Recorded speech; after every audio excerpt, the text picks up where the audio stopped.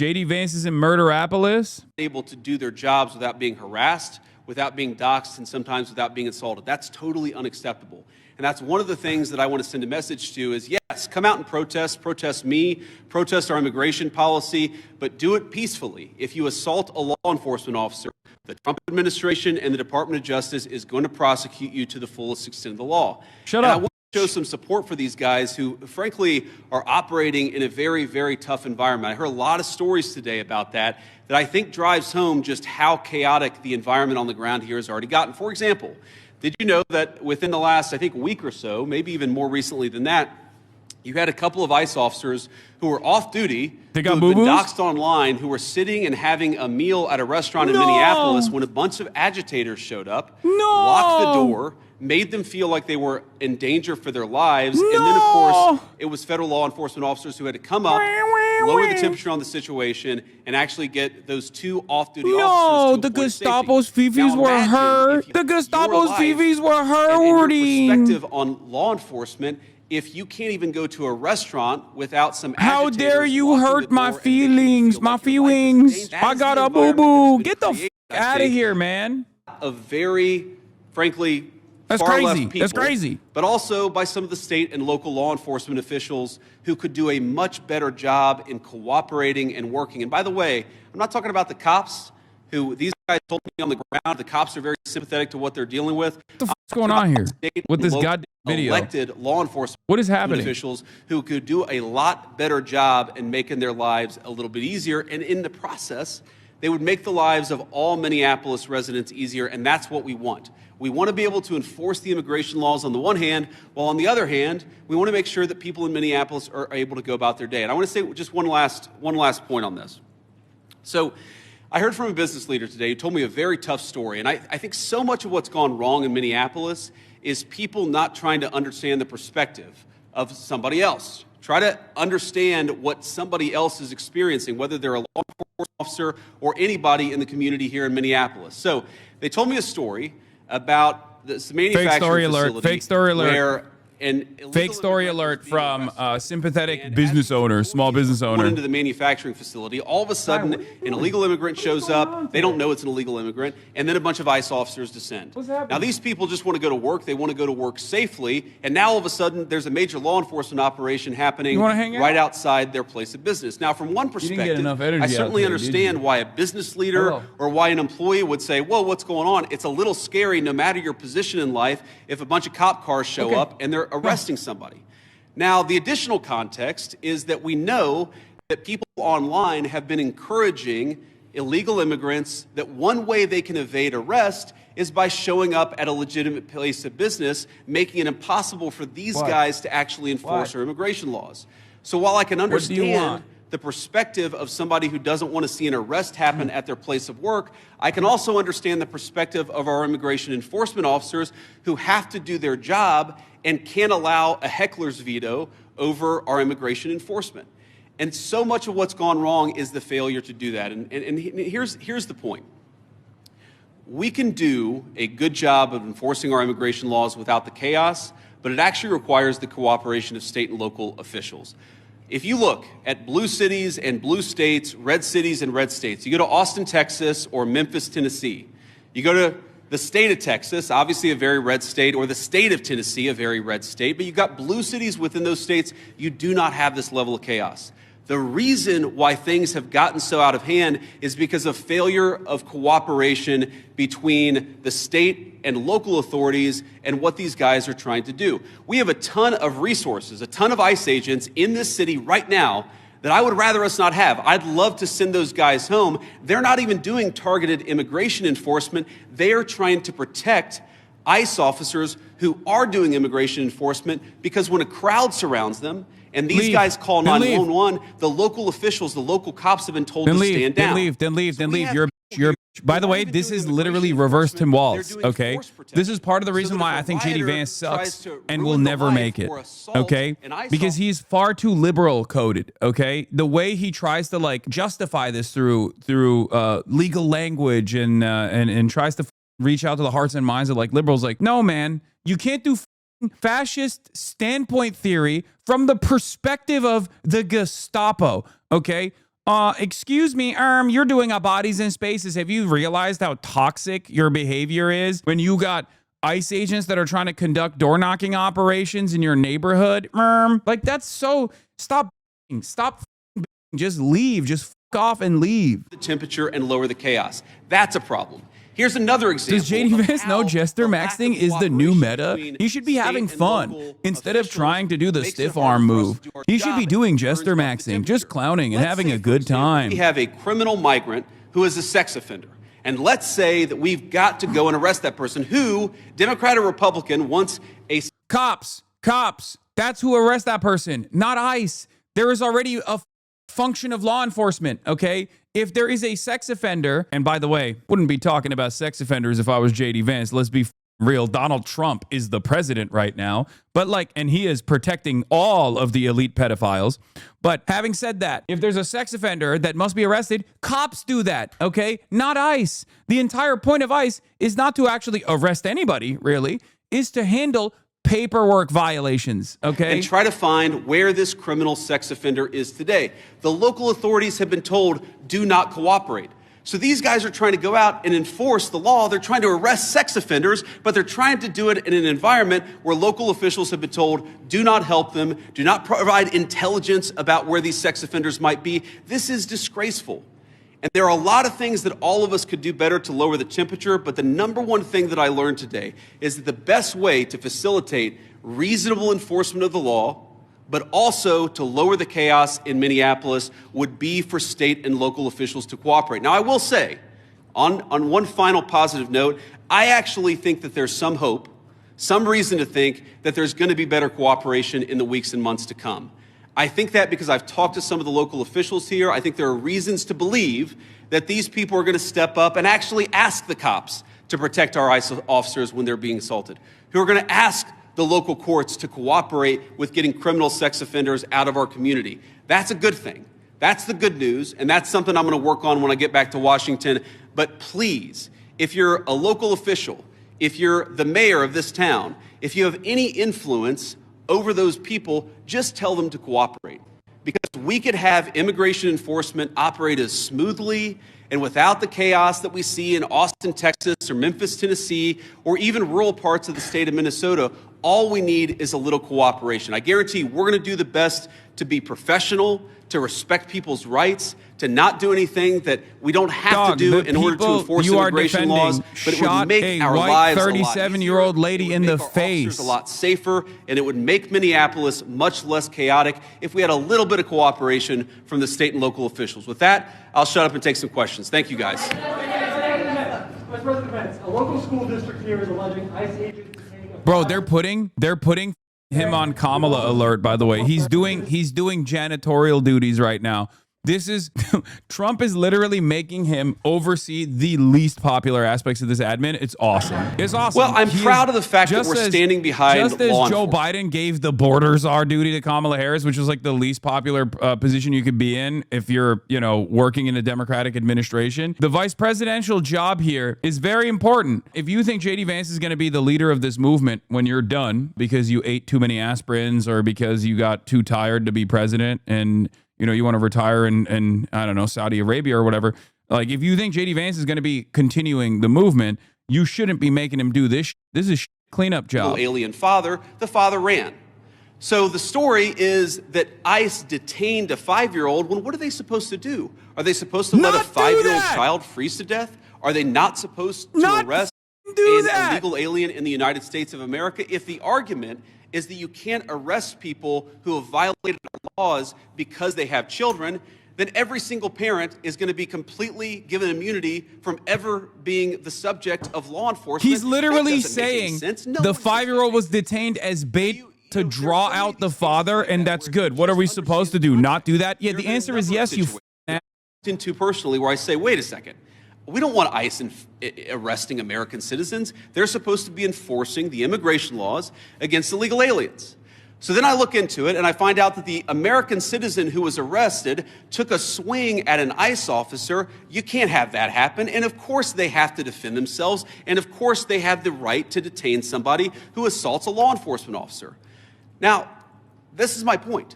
Do we want these things to happen? Do we want these arrests to be so chaotic? No, we don't. These guys want it least of all, but if we had a little cooperation from local and from local and state officials, I think the chaos would go way down in this community. President! Go ahead. After the Renee Good shooting, sir, the administration seemed to suggest... Yeah, well, you can go next. Oh, no, I'm sorry. I thought you pointed it No, out. that's fine.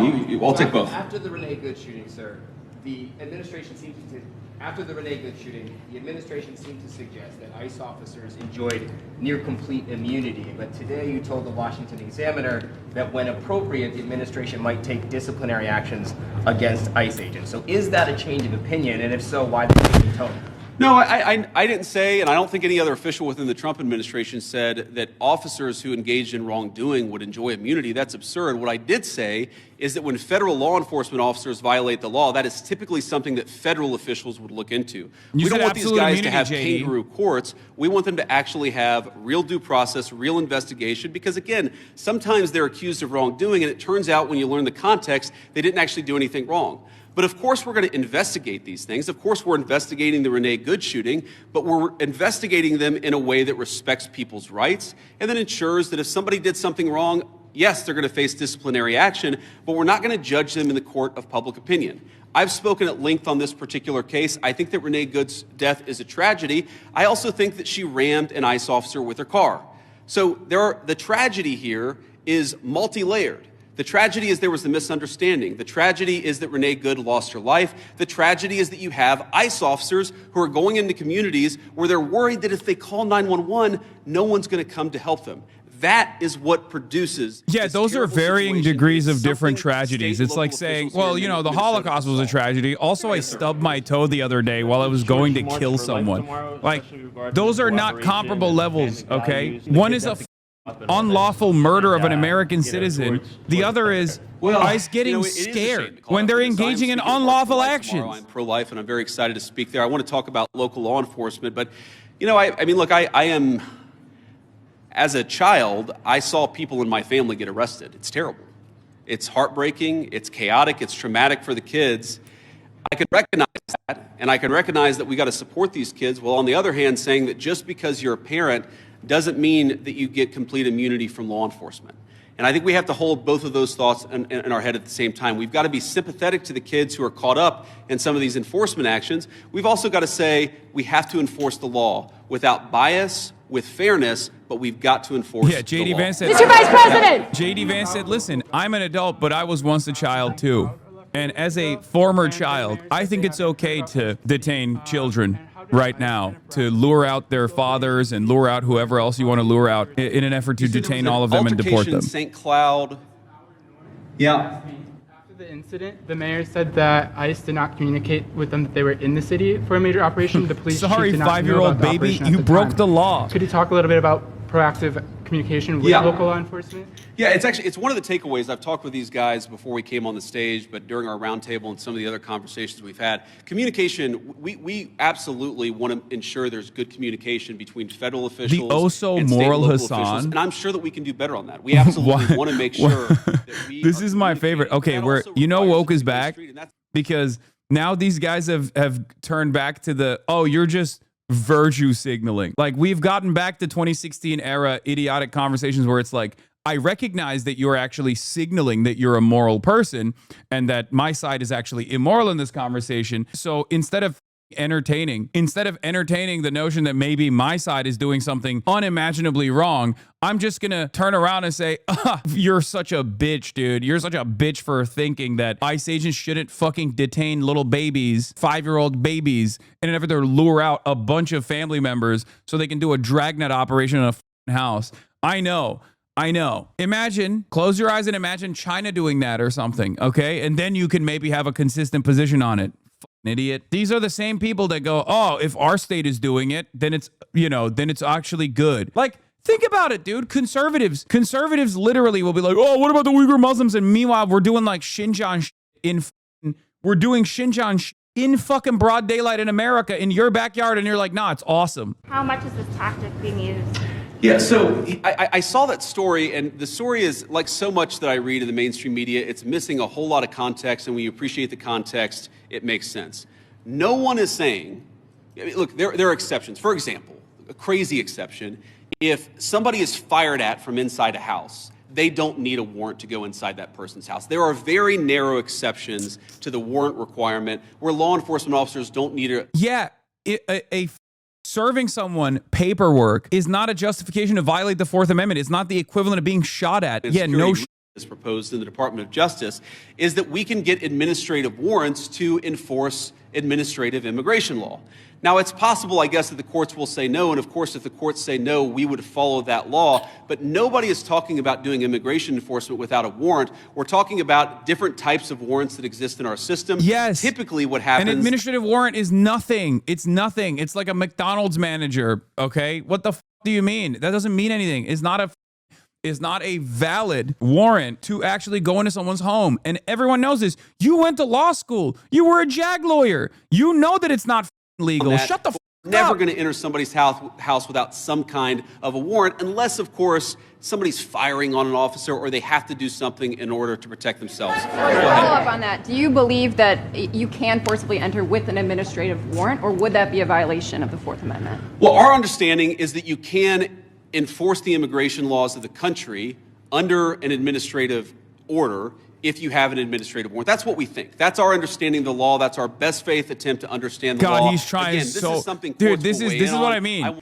Just say, of course we're gonna do it. Like Trump would be like, of course we're gonna do it. What the fuck are you gonna say? Due process is too difficult to follow. It's done through the administrative law system. We're gonna continue that practice. It's not a legal gray area, guys. Or any other JD Vance knows it's not a legal gray area. He's making it seem like it's a legal gray area. It's not. It is a clear-cut violation of the constitutional protections afforded to every single person on U.S. soil, whether documented, undocumented, whether natural-born U.S. citizen or naturalized U.S. citizen or not. This is a matter of constitutional law. He knows that it is illegal. He knows. He's like, oh, well, you know, I signed a piece of paper that said I'm the best boy, so obviously you have to follow through on that piece of paper that I signed on my own. Get the fuck out of here. The federal government to use the military for local law enforcement operations. Right now, we don't think that we need that. Now, the president could change his mind. Of course, things could get worse. But right now, we think that federal law enforcement officers can do the job of federal law enforcement. Now, what I do worry about, again, is if the chaos gets worse, if more and more ICE agents start getting assaulted, if other law enforcement officers start getting assaulted, that would be a real problem. But again, we have so much federal law enforcement resources here right now. We have so many people here that we do not want to have here. I do not want so many ICE officers in Minneapolis right now. I mean, good Lord, it's really, really freaking cold outside. But they're here not even to enforce immigration laws, but to protect the people from the rioters. That's an absurd state of affairs, and we wouldn't need it if we had a little bit more cooperation from the Minneapolis Police Department. Again, the Minneapolis Police Department, my understanding is that the actual beat cops on the ground, they would love to help out, but they're being told by somebody, I don't know if it's Mayor Frey, they're being told by somebody not to cooperate at all. What kind of a person tells their local police don't protect somebody if they're being assaulted by a rioter? It's crazy, and it's got to stop. Yes. Earlier this week, local law enforcement accused federal agents of racial profiling. Why are there so many U.S. citizens being caught up in this operation? Well, I think your question assumes something that's not necessarily in evidence, which is that when there are American citizens who have been caught up in some of these enforcement operations, very often it is people who have assaulted a law enforcement officer. They're not being arrested because they violated the immigration laws. They're being arrested because they punched a federal law enforcement officer. That is a totally reasonable thing. Now, to the accusation of racial profiling, look, it's something that we take very seriously. We will take accusations of racial profiling back to Washington. We'll certainly look into them as they come up. The accusation came from cops. That's going around and looking for I feel like they know racial profiling when they see it. It's like getting yelled at by like the legion of pedophiles for engaging in pedophilia, okay? Like this is the thing that they do, all right, big dog? When a off-duty cop says, hey, I'm being racially profiled, I'm going to take that seriously because they know from their own day-to-day experiences what racial profiling looks like because they're the kings of racial profiling, okay? Then the local officials say, oh my God, these guys are doing widespread targeted enforcement operations when in reality, we would love to just go to one house. The local officials won't. Also, we've seen the videos where like the most Hispanic man wearing a mask is talking to another Hispanic American being like, where are your papers? And the guy goes, why are you asking me that? And the dude goes, because you have a accent. I'm Is sorry. that a concern? We've seen the videos. We know they're doing racial profiling. The Supreme Court actually defended that racial profiling. Officers are being targeted, and they described it as, quote, civil rights violations in our streets. So I saw one story about this and one local police officer who said this. And look, certainly is it a concern? Absolutely. The first thing we have to figure out is whether it happened or not. And then if it happened, whether there is a good explanation or a bad explanation. And of course, if somebody violated the law, if somebody racially profiled, if somebody violated the rights of one of our fellow citizens, that is something we will take very seriously. What I also would say is that many of the most viral stories of the past couple of weeks have turned out to be, at best, partially true. So we want to try people based on reality, based on the truth, based on context. We're not going to prejudge people just because of viral social media story that turned out to be half false. Mr. Vice President, a quick question about the roundtable you just had. I presume that happened. Did you invite anybody with an opposing point of view to get an idea of why people are upset here? And just as a quick follow-up, have you reached out to Governor Walz at all in an attempt to turn down the temperature? So I haven't talked to Governor Walz on this particular trip. A number of members of our administration, I believe our chief of staff, spoke to the governor and has been in constant contact with his staff over the past week. We've been in my office in constant contact with people here on the ground in Minneapolis. There were certainly people at our roundtable with opposing views, and look, I don't even know, whether it's public, but yes, we met with people with opposing views here at the roundtable. I wanted to get a perspective from everybody, but also, of course, offer my opinion that with a little bit more cooperation, we could lower the chaos. We're going to keep on doing that. If Governor Walz wants to call me, we'll absolutely continue talking. I will say that my sense of this situation, having talked to these guys for a long time, is this is primarily a law enforcement issue. This is the Attorney General. This is the local mayor. This is all of the organs of local. It's pretty crazy that he's saying this. Meanwhile, the Department of Justice has already launched false cases on every single local politician. Like they are doing lawfare on the one hand and doing like illegal domination, locally, and this like a domestic occupation with a federal agency that's completely out of control on the other hand. Cities from here. Well, right now we're focused on Minneapolis because that's where we have the highest concentration of people who have violated our immigration laws, and that's also, frankly, where we see the most assault of our law enforcement officers. I mean, our plan is very simple. If you assault a federal law enforcement officer, we're going to do everything that we can to put you in prison. It's very simple. And most of these protesters, as much as I may disagree with their politics, most of them have been peaceful. This is literally the Reddit moderator, but with more hair. Actually, if you hurt our ICE agents' feelings, we will kill you. Respect people's rights. Respect people's rights to worship. Respect people's rights to do their job without being assaulted. If you follow that basic principle, the Trump administration does everything that we can to protect your rights. But if you go after somebody, if you assault somebody, if you make a 9-year-old girl cry because you walked into her church and harassed her, we're going to go after you with every single tool that we have. You just defended the cop. You just defended the ICE agents detaining a 5-year-old to kidnap a bunch of other people. What are we talking about? Oh, a 9-year-old was crying in a church. Bro, shut the f up. Y'all literally do ICE raids on churches. You arrest pastors. What the f are you saying? Bro, they're doing ICE raids on schools. They're tear gassing children. And then they turn around and go, a 9-year-old's feelings were hurt. A 9-year-old's feelings were hurt when people were protesting a ICE field office guy who also happens to be a pastor. Suck my dick. You're out of your dang mind, brother. We can to lower the temperature, and we would like federal and state and local officials to meet us halfway. So much so. Are you saying that they're not perceiving it correctly? Are you saying that they're not seeing that it's the tactics or the presence of the officers that are? Look, I'm sure that people are seeing a lot of things that would make any member of our national community feel very upset. But I also think that if you understand this in context, this is the inevitable consequence of a state and local government that have decided that they're not going to cooperate with immigration enforcement at all. In fact, they're going to aggressively not cooperate. So here's a basic illustration of this. If you are an ICE officer and you have to arrest a person who's committed assault and is also an illegal alien, but the state and local officials won't help you identify that person, many of the things that people in Minneapolis are seeing that give them pause, that frustrate them, that worry them, that make them feel like things are too chaotic, many of these things are coming from the fact that there's no cooperation. I think his style is so insufferable. I can't get over it. It's always like he's trying to say Heil Hitler in the nerdiest, most like liberal coded way possible.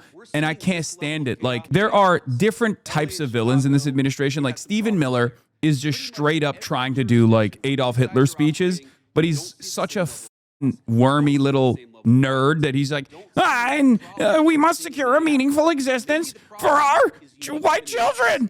That's right. And like JD Vance does something even worse than that, in my opinion. Like if Stephen Miller is like the soy Reich, JD Vance is like, has adopted the language of the worst academic liberalism while trying to justify heinous crimes against humanity. Everything is Phalenial speak. Everything he does is like ERM ACKULEY. I hate it. I hate it so much. And the mayor's offices, but why have you not been able to speak to them directly? Have they not been willing to do so?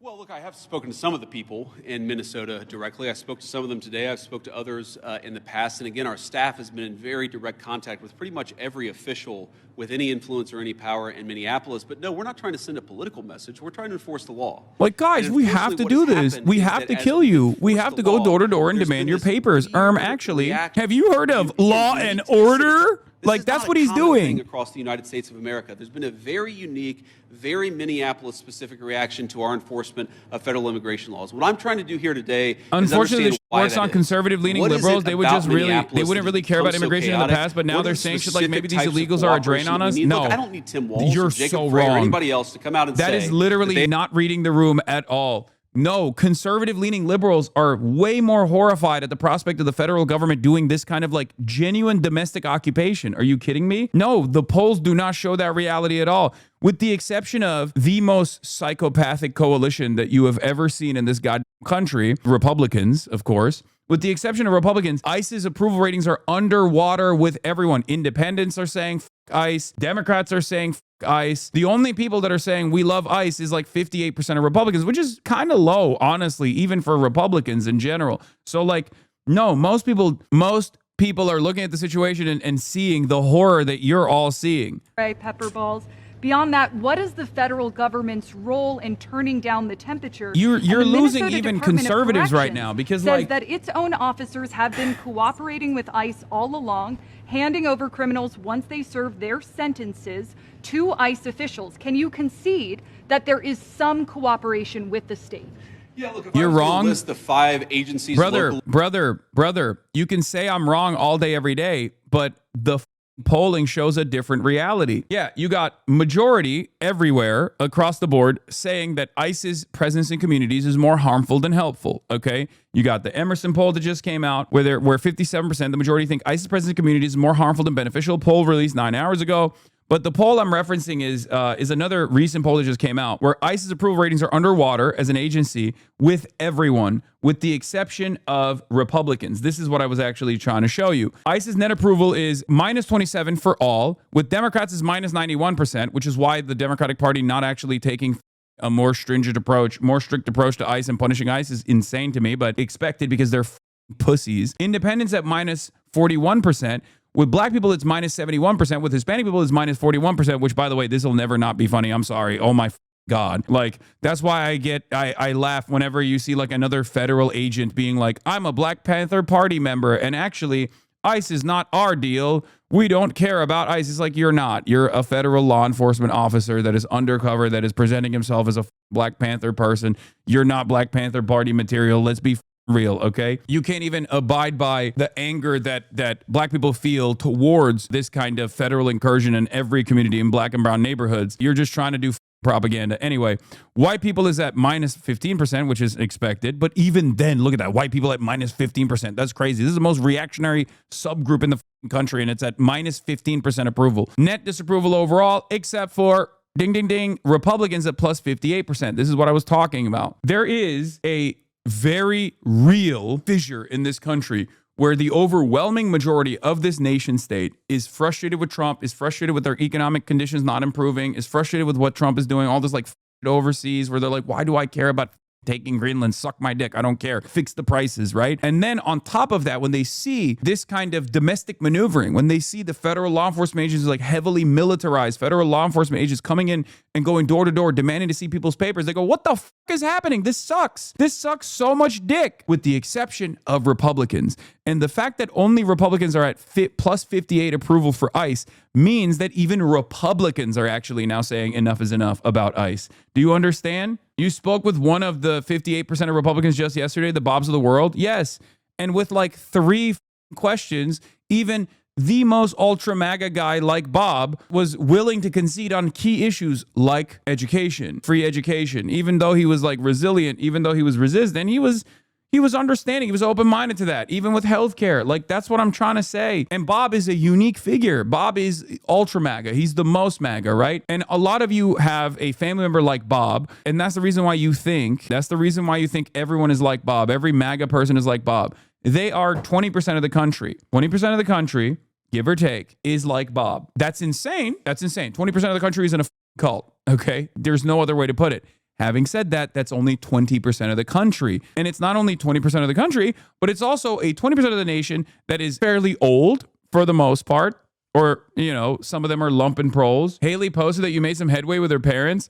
I never thought when my family and I started the Necessary Conversation pod that we'd be invited to chat with Hasan the Piker, but here we are. My team watched live from the Hive today. I actually think Hasan made some headway with my parents. I'm indebted.